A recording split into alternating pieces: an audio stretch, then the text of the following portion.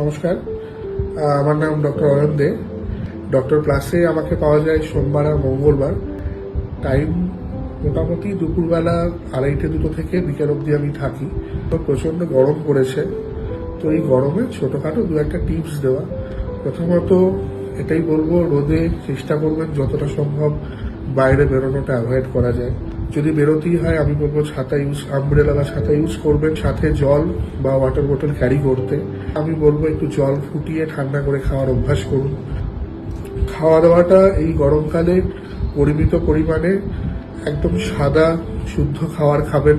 খুব স্পাইসি, খুব red chilli ফ্লেক্সওয়ালা বা রেড চিলি পাউডারওয়ালা খুব স্পাইসি মশলা তেলদার রান্না খাবেন না।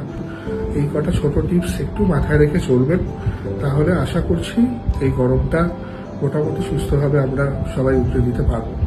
নমস্কার, ধন্যবাদ।